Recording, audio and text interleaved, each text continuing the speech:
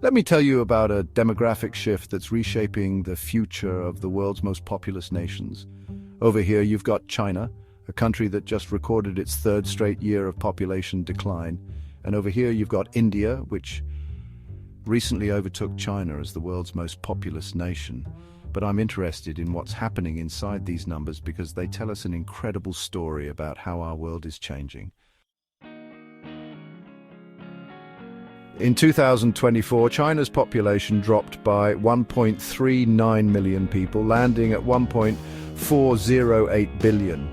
Now, that might not sound like much for a country of over 1 billion people, but this decline is part of a pattern that's accelerating faster than anyone expected. Let's look at what's happening here. Back in the 1980s, China implemented this policy that would change their demographic destiny, the one-child policy. They were worried about having too many people, so they limited most families to just one child. Fast forward to today, and they're facing the exact opposite problem. They don't have enough young people to replace their aging population.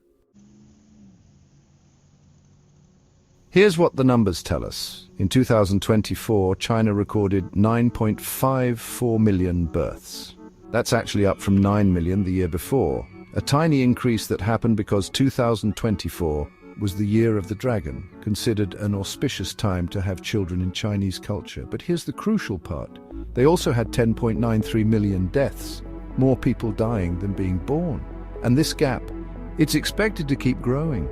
Now let's zoom out and look at what's really going on here. This isn't just about China. We're seeing similar patterns across Asia.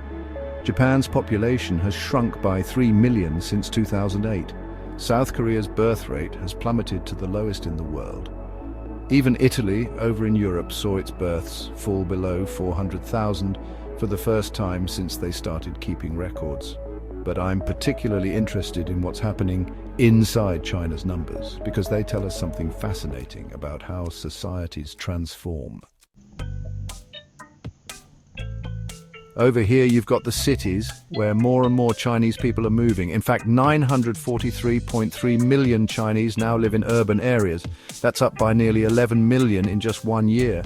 And in these cities, having children is incredibly expensive. You've got high housing costs, expensive education, and a culture of intense competition.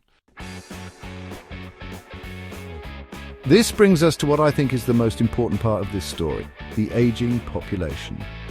Right now, about 22% of China's population is over 60 years old. That's 310 million people, more than the entire population of the United States. And this number is growing fast. By 2035, it's expected to hit 400 million. Think about what that means. You've got fewer young workers supporting more and more retirees. The Chinese Academy of Sciences, they're actually predicting that their pension system will run out of money by 2035. This isn't just a demographic problem. It's an economic time bomb. The Chinese government knows this is a problem. They've been trying everything they can think of to get people to have more babies. In 2016, they ended the one-child policy. In 2021, they said couples could have 3 children. They're even trying to promote marriage and love education in universities, but none of it seems to be working. And here's why. The problem isn't just about policy anymore. It's about how society has fundamentally changed.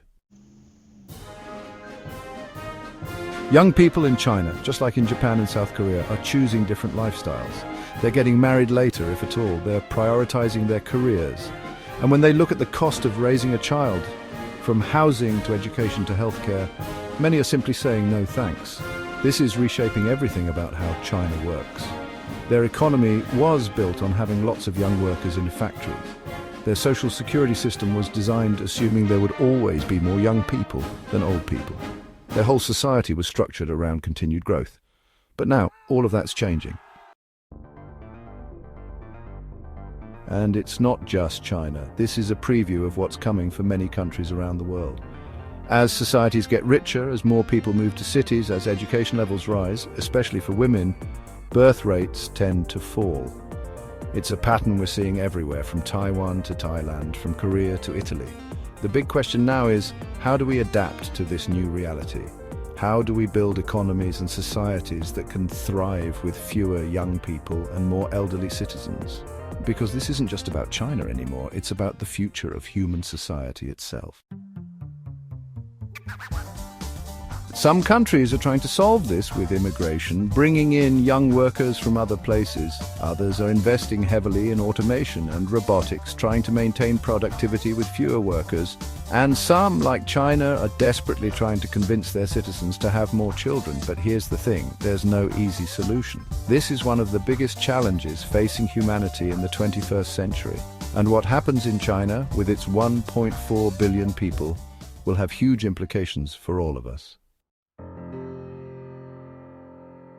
Maybe the answer isn't trying to reverse these demographic trends, but learning to build a different kind of society, one that can thrive with a smaller, older population, one that values quality of life over constant growth, one that finds new ways to support an aging population while giving young people the security they need to start families if they want to. Because in the end, this isn't just about numbers on a chart or lines on a graph.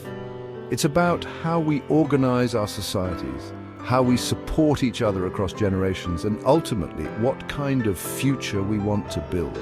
These demographic changes are forcing us to rethink everything, from our economic systems to our social structures to our very definition of progress. And while China might be the biggest example, it's really just the beginning of a global transformation that will reshape our world in the decades to come.